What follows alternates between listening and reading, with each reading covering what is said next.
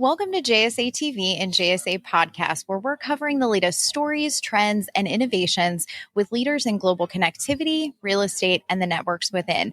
I'm Emily Scherer for JSA, and I am joined today by Stephen Sprokholt of EdgeConneX. He is the Vice President of Program Management for EMEA.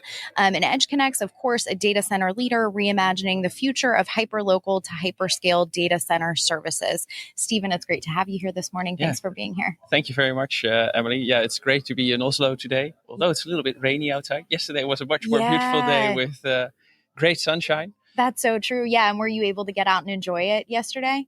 Yeah, in the evening we took a small stroll. And, good. Yeah, we did the same thing. So yeah, and got dinner down by the water. It was really nice. Yeah, Oslo is a great place to be. It is great. And you're in Amsterdam. We were just talking about this. Okay. Yeah, I'm usually based in Amsterdam, if not visiting one of our project sites. So. Excellent. I love that. So not far travel here for Stephen today. Having a great time in Oslo.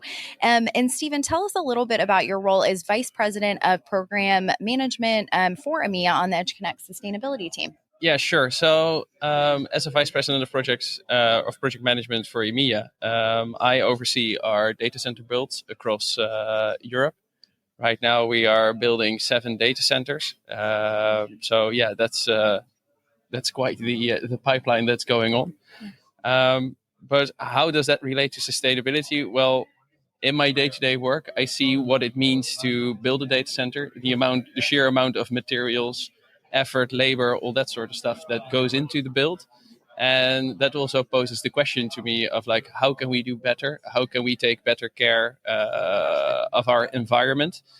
And what can we implement to get the results that we want to become carbon neutral, while also at the same time growing our data center business? Because everybody's coming to us with, hey, could you build us a data center? Or, hey, we want to go there. Right. So there's a significant demand for this. At the same time, another challenge that I'm really excited about in how can data centers help there is you see many congested electricity grids out there. Getting grid connections is more and more of a difficulty.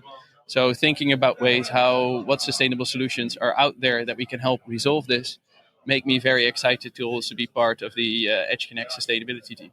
Absolutely. It sounds like you guys have so much going on. 7 data center builds. That's huge. And then worrying about the sustainability aspect. You are a busy man, I'm sure. Oh, I no rest for the wicked. Yeah, that's right. That's right. Well, great. Thanks for sharing that with us. And in 2020, EdgeConneX launched its Customer People Planet strategy by implementing its holistic ESG sustainability policy. Could you explain a little bit more about EdgeConNEX's path to sustainability and that carbon-free energy pilot plan? Yeah, so one of the important key drivers of our sustainability is not only look towards CO2 emissions. Yes, CO2 emissions are very important, but let's say we live in a world where there are no CO2 emissions, but people are still not making a fair wage, or there are still many accidents on job sites. Then I don't know if that's still the place I want to live in. Yes, the weather outside's probably nice, but it's not the world where we want to live in. So our holistic view is to incorporate social elements as well in our sustainability policy, and more importantly, also to be transparent and accountable towards the results that we publish. So if there's something that's not going all right, we will publish that, and we are accountable for those results. And that's more of the G of governance, where we really strive to improve our policy and achieve our 2030 goals. Absolutely. And we talked so much yesterday about greenwashing. So really the important piece of transparency there in publishing those ESG reports. Yeah, transparency is just so important. And if you look at all the various sustainability reports that are out there, I think one step as an industry that we can take is just make sure that we report all the same metric. Right. Yeah. Well, yeah, that might take a while, right? That might take a while. A lot of stuff to be done on that level. But you also see is that this is slowly, also with European regulation and many other things, slowly moving towards a common standard.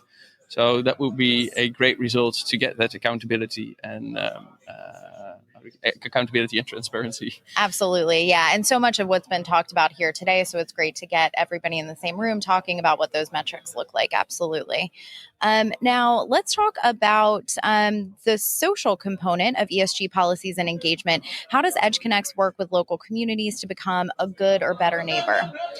So, what we do is, and I think one of the examples is with one of our data centers that we had in Amsterdam. It had a permit, everything was done, but the local residents had an issue with the noise coming from our data center. And in that case, it is easy to say as a company, hey, I've got my permits. Hey, the municipality cannot enforce because I'm doing what I'm supposed to do. We felt that is not the proper way how to deal with your neighbors, because you're the one who's benefiting from the data center, and they're left with all the negative externalities of noise, light, and that's pollution.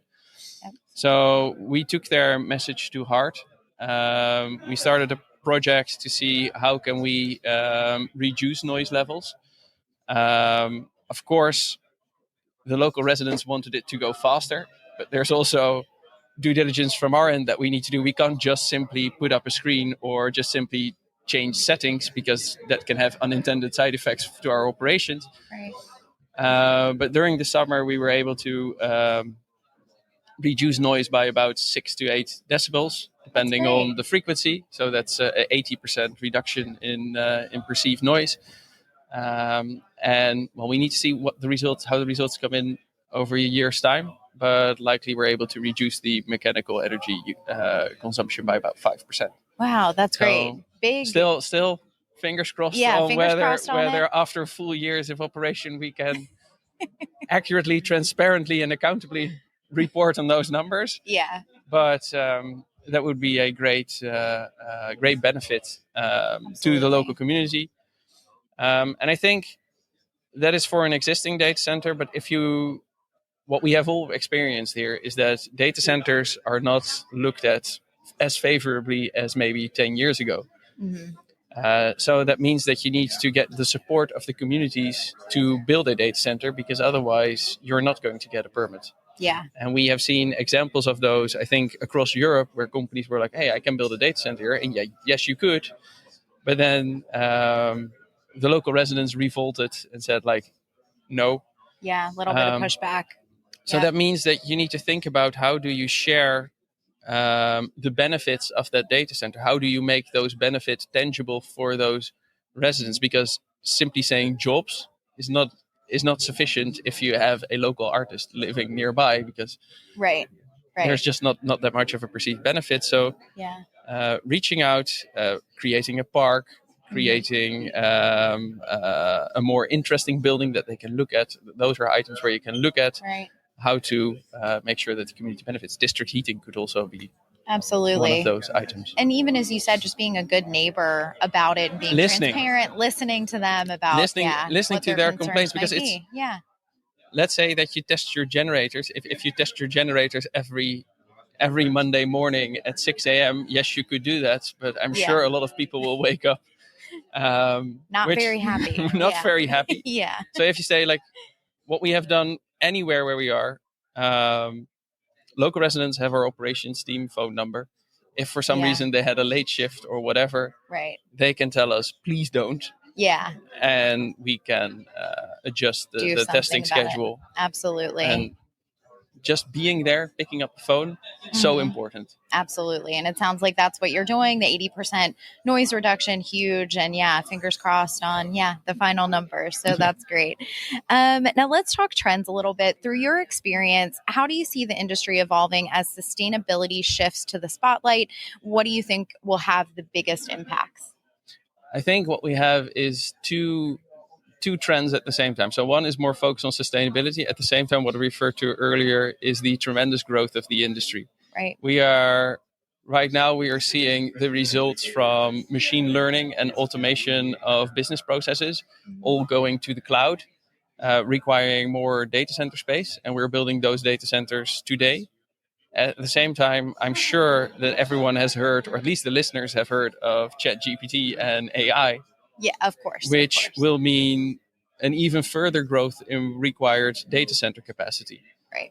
So that means that the materials that we need to build those data centers will exponentially increase, while at the same time we want to reduce our carbon emissions and footprint. So those are two tangents that are opposing.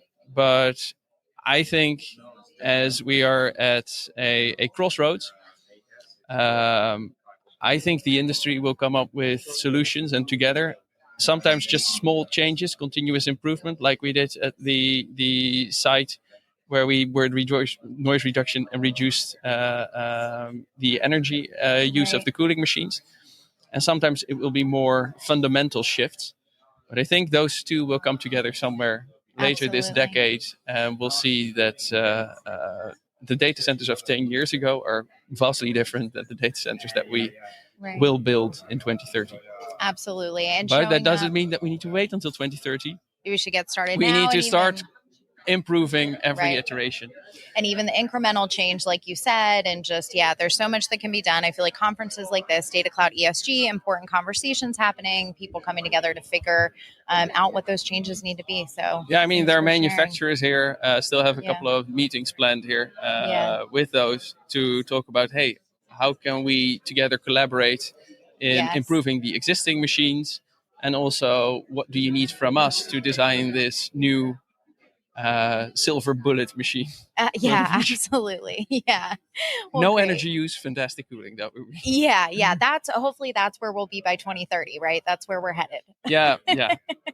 And I think one thing that one part of a question that we missed earlier on was the carbon-free pilot plan that we have. I think that is also an important driver based on accountability and transparency that we mentioned before. Yes. What you see now is that companies report 0 kilowatt hour emissions because their facility is connected to a solar park or they have a solar PPA. Unfortunately, solar PPAs don't work necessarily in the Northern Hemisphere's winters because there's not much sunshine. Yeah.